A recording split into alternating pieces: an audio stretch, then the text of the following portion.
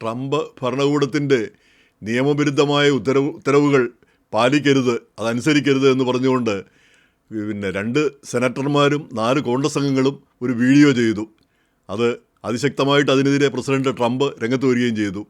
ഇത് രാജ്യദ്രോഹമാണ്, ഇങ്ങനെ പറയാനായിട്ട് അവകാശമില്ല, ഇത് പറയുന്നവരെ പിന്നെ തൂക്കിക്കൊല്ലാൻ വരെ വകുപ്പുണ്ടെന്നാണ് പ്രസിഡന്റ് പറഞ്ഞിരിക്കുന്നത്.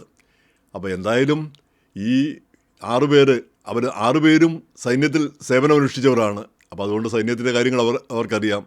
ഈ നിയമമനുസരിച്ച് സൈന്യം പിന്നെ ഈ ഭരണഘടനയ്ക്കും അതുപോലെ തന്നെ നിയമത്തിനും എതിരായ കാര്യങ്ങൾ പറഞ്ഞാൽ അത് അനുസരിക്കാൻ ഈ സൈന്യത്തിലുള്ളവർക്ക് ബാധ്യതയില്ല എന്നാണ്, അങ്ങനെ ഒരു നിയമം തന്നെ ഇപ്പോഴുണ്ട്.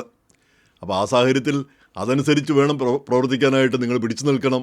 ഈ തെറ്റായ കാര്യങ്ങൾ, നിയമവിരുദ്ധമായ കാര്യങ്ങൾ അംഗീകരിക്കരുത്, അനുസരിക്കരുതെന്നാണ് അവർ പറഞ്ഞിരിക്കുന്നത്. അപ്പോൾ അത് പ്രധാനമായിട്ടും ഈ പിന്നെ അമേരിക്കൻ സിറ്റികളിലൊക്കെ പട്ടാളത്തെയോ അല്ലെങ്കിൽ നാഷണൽ ഗാർഡിനെയോ ഒക്കെ വിന്യസിക്കുന്ന ആ പരിപാടിക്കെതിരെയാണ് ഇവർ രംഗത്ത് വന്നിരിക്കുന്നത്. അതൊട്ടും ശരിയല്ല. ആ കാര്യത്തിനെതിരെ, അത് ഈ സിവിലിയൻസിനെതിരെ അല്ലെങ്കിൽ അമേരിക്കൻ പൗരന്മാർക്കെതിരെ സൈന്യത്തെ ഉപയോഗിക്കുന്ന ആ നടപടി, സൈന്യവും അല്ലെങ്കിൽ അർദ്ധസൈന്യ വിഭാഗങ്ങളെ ഉപയോഗിക്കുന്ന ആ നടപടി, അതിനെയാണ് അവർ ചോദ്യം ചെയ്യുന്നത്. അത് നിയമവിരുദ്ധമാണെന്നും അത് ഭരണഘടനാ വിരുദ്ധമാണെന്നുമാണ് ചൂണ്ടിക്കാണിക്കുന്നത്. അപ്പോൾ അതിനെതിരെയാണ് ശക്തമായിട്ട് പ്രസിഡന്റ് പ്രതികരിച്ചിരിക്കുന്നത്. അപ്പോൾ പ്രസിഡന്റിൻ്റെ ഈ പ്രതികരണം പിന്നെ ഇവർക്കെതിരെ ആക്രമണത്തിനും, ഈ മാഗ ആളുകളൊക്കെ ഇവർക്കെതിരെ ആക്രമണത്തിനും ഒക്കെ വഴിവെക്കുമെന്നും പറഞ്ഞ് സെനറ്റർ ചക്ക് ഷൂമർ ഒരു പ്രസ്താവന ഇറക്കിയിട്ടുണ്ട്. അവരെ ചൂണ്ടിക്കാണിക്കുന്നതിനും അവരെ ഒറ്റപ്പെടുത്തുന്നതിനും തുല്യമാണ്. എന്നാൽ ഈ കോൺഗ്രസ് സ്പീക്കർ മൈക്ക് ജോൺസൺ പറഞ്ഞിരിക്കുന്നത് അങ്ങനെയില്ല, പ്രസിഡന്റൊരു അഭിപ്രായം പറഞ്ഞിരിക്കുന്നതേ ഉള്ളൂ, ഈ പറയുന്ന പോലുള്ള പ്രശ്നങ്ങൾ ഇല്ല എന്നുള്ള രീതിയിലാണ് പറഞ്ഞിരിക്കുന്നത്. എന്തായാലും ഈ നമ്മുടെയൊക്കെ ഒരു ധാരണ ഇരിക്കുന്നത്, ഈ റിപ്പബ്ലിക്കൻ പാർട്ടി അല്ലെങ്കിൽ ഈ മാഗ ആളുകൾ ചെയ്യുന്ന കാര്യങ്ങളെല്ലാം ജനങ്ങൾ കൈയും കെട്ടി നോക്കി നിൽക്കുന്നു. ഈ മുഖ്യധാരയിലുള്ളവർ അവരാരും ഒന്നും ചെയ്യുന്നില്ല എന്നുള്ളൊരു ധാരണ നമുക്കൊക്കെ ഉണ്ട്, ഇമിഗ്രൻസ് ആയിട്ടുള്ള നമുക്കെല്ലാം. അപ്പോൾ കാരണം നമ്മളാകട്ടെ നിസ്സഹായരാണ്. നമുക്കിവിടെ നമ്മുടെ വോയിസ് ഒരു പരിമിതിയുണ്ട്. ഒരു പരിധിക്കപ്പുറത്തും നമുക്ക് ശബ്ദിക്കാനായിട്ടുള്ളൊരു കഴിവ് നമുക്കില്ല, നമുക്ക് ആർക്കും ഇമിഗ്രൻസിനില്ല. അപ്പം അങ്ങനെയല്ല, ഇവിടെ മുഖ്യധാരയിലുള്ളൊരു ശക്തമായ എതിർപ്പുണ്ട്. അതിൻ്റെ ഒരു പ്രതിഫലനമാണ് ഇവരുടെ ഈ വീഡിയോ പ്രസ്താവന. അപ്പോൾ അതിനെതിരെയാണ് പ്രസിഡന്റ് ശക്തമായിട്ട് പ്രതികരിച്ചിരിക്കുന്നതും. അതേസമയം തന്നെ ചിക്കാഗോയിൽ ഈ immigration and customs enforcement ICE അവർ നടത്തുന്ന അവരുടെ എൻഫോഴ്സ്മെൻറ്റ് പരിപാടികൾ, ആളുകളെ ഓടിച്ചിട്ട് പിടിക്കുന്നതും അതുപോലെ തന്നെ ആളുകളെ വളഞ്ഞിട്ട് ആവശ്യമുണ്ടെങ്കിൽ ടിയർ ഗ്യാസ് പൊട്ടിക്കുക, അതുപോലെ തന്നെ അങ്ങനെയുള്ള കാര്യങ്ങൾ, ആളുകളെ ആക്രമിക്കുന്ന രീതിയിലുള്ള കാര്യങ്ങൾ, അത് ചെയ്യുന്നത് ശരിയല്ല, അതെൻ്റെ മനസാക്ഷിക്ക് തന്നെ നിരക്കുന്നതല്ല എന്നും പറഞ്ഞ് അവിടെ ഒരു ജഡ്ജി ഒരു വിധി പ്രസ്താവിച്ചു. ഇവരുടെ കുറച്ച് നിയന്ത്രണങ്ങളൊക്കെ ഏർപ്പെടുത്തി. അതിനെതിരെ ഐസ് അപ്പീൽ പോയി. അപ്പീൽ കോടതിയിലെ 3 ജഡ്ജിമാർ ആ വിധി അസ്ഥിരപ്പെടുത്തി. എന്ന് മാത്രമല്ല അവർ ആവശ്യാനുസരണം ഈ ബലം പ്രയോഗിക്കാനുള്ള അവകാശവും ഐസിന് നൽകുകയാണ് ചെയ്തത്.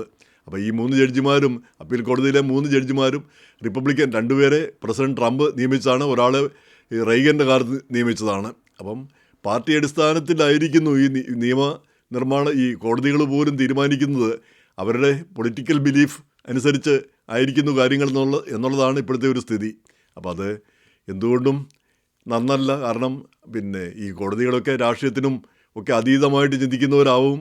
അവർ ഈ ഭരണഘടന മാത്രമായിരിക്കും അല്ലെങ്കിൽ നിയമങ്ങൾ മാത്രമായിരിക്കും അവർ പരിഗണിക്കുന്നത്, വേറൊരു പരിഗണനയും അവർക്കുണ്ടാവില്ല എന്നാണ് നമ്മുടെ ഒരു സങ്കല്പം.